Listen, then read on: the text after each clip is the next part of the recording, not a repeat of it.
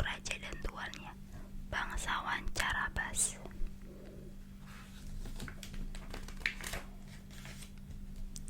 Saat mengetahui bahwa raja akan mengunjunginya bersama putrinya dengan menaiki kereta kencana, kucing bersepatu bot memerintahkan tuannya untuk melepas baju dan terjun ke sungai. Kucing bersepatu bot menunggu kereta raja lewat dan menghentikannya untuk meminta pertolongan. Tuanku, bangsawan Carabas telah dirampok orang jahat. Raja mengenali kucing bersepatu bot itu dan menolongnya dengan senang hati. Anak bungsu segera mengenakan pakaian elegan yang diberikan raja kepadanya. Putri raja pun jatuh hati saat melihatnya.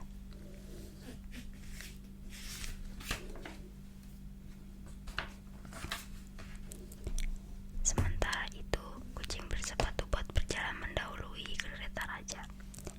Ia menuju kastil raksasa.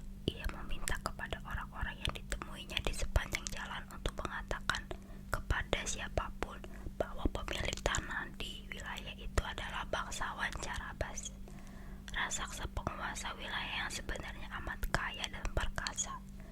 Tetapi kucing bersepatu bot itu tidak takut kepadanya. Ia memberikan salam lalu masuk ke dalam kastil raksasa.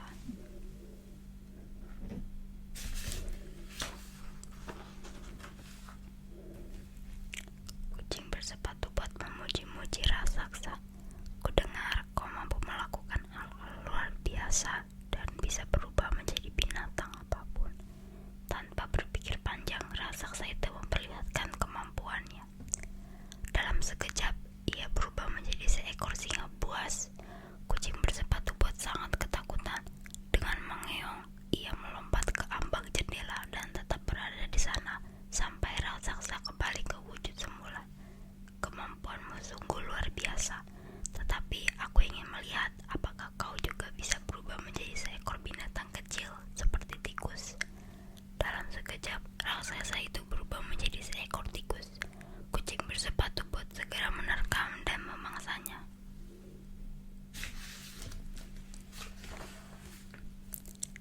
Kini, kastil itu tak lagi dimiliki oleh siapapun. Ketika kereta raja tiba, anak bungsu segera mengklaimnya. Raja menyukai dan memberikan putrinya untuk menjadi istrinya. Begitulah kisah anak pemilik penggilingan yang menjadi seorang bangsawan dan pangeran. Next, kita ke cerita selanjutnya yang berjudul Mowgli dan si anak rimba. Mowgli.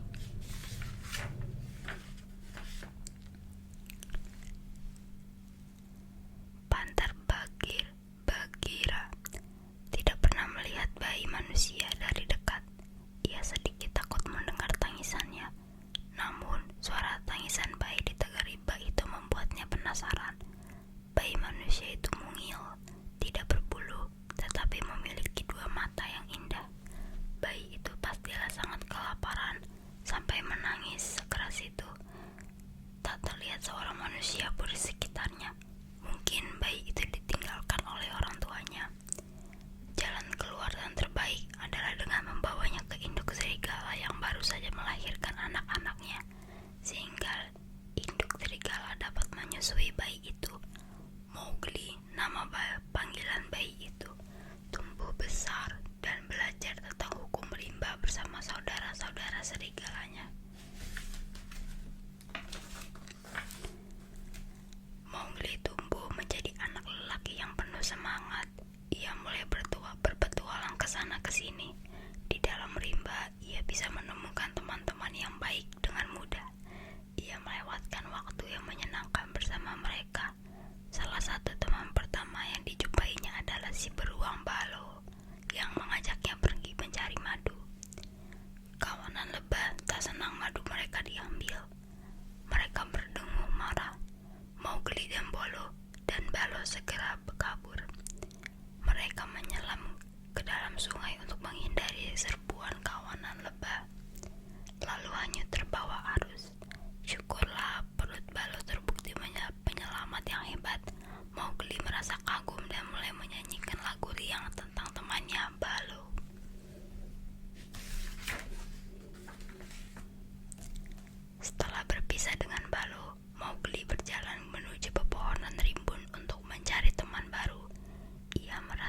senang dan gembira.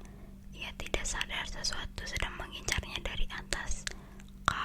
Si ular tua bersembunyi di antara dahan pohon besar, bersiap untuk membelit Mowgli.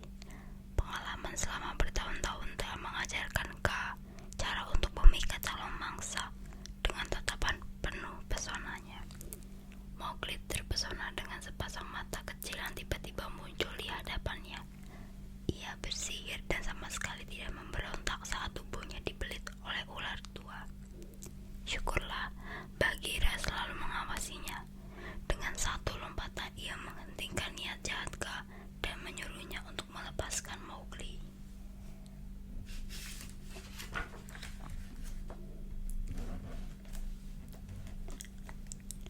Pengalaman-pengalaman buruk segera terlupakan. Mowgli memutuskan untuk melanjutkan petualangannya. Ia berjumpa dengan kawanan kera yang tak berbahaya, yang tak tampak berbahaya. Malahan mereka kelihatan baik. Mowgli pun mau ikut dengan mereka. Mowgli dibawa ke sebuah reruntuhan kuil kuno dan diperkenalkan pada Raja Kera. Raja Kera adalah seekor orang utan tua. Ia langsung tertarik kepada Mowgli. Sudah lama Raja Kera mengawasi desa manusia untuk berebut tongkat berapi mereka. Sepertinya kesempatan baik telah tiba sekarang. Raja Kera berusaha membujuk Mowgli dengan janji-janji dan pujian-pujian untuk pergi ke desa manusia dan mencuri salah satu tongkat berapi yang bisa membuatnya menjadi penguasa rimba.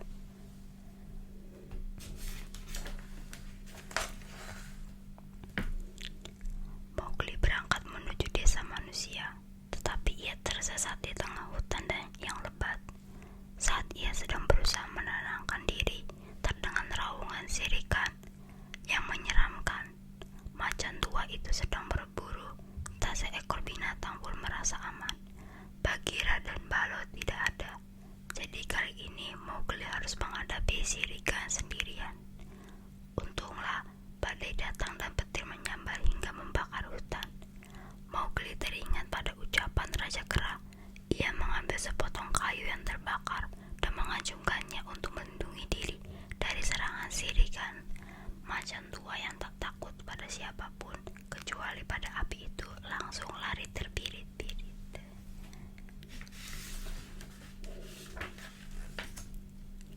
Sekarang bahaya terbesar yang tertinggal adalah api yang disulut oleh petir. Mowgli tak berputus asa. Dengan bantuan seekor gajah, ia berhasil memadamkan seluruh api. Berita tentang keberanian Mowgli tersebar hingga ke pelosok rimba. Mowgli pun menjadi pahlawan bagi seluruh penghuni di sana. Oke, ini 2 cerita, berarti satu lagi.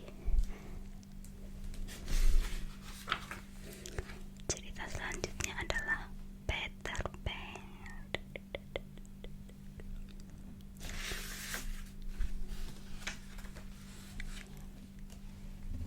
Setiap malam, Wendy bercerita tentang Peter Pan kepada kedua adik lelakinya.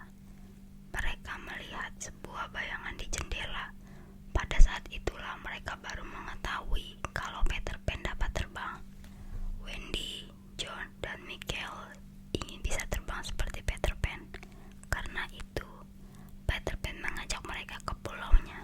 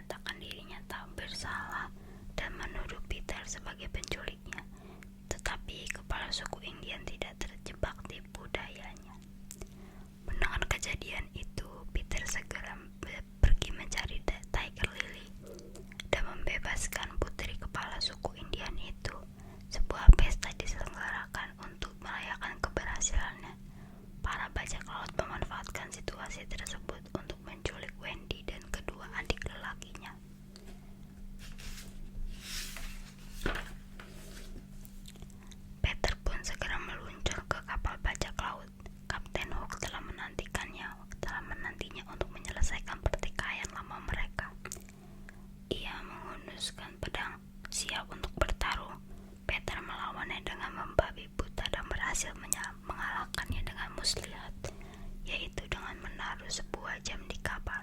Saat mendengar suara detak jam, Kapten Hook segera terjun ke laut. Di sana, buaya yang asli telah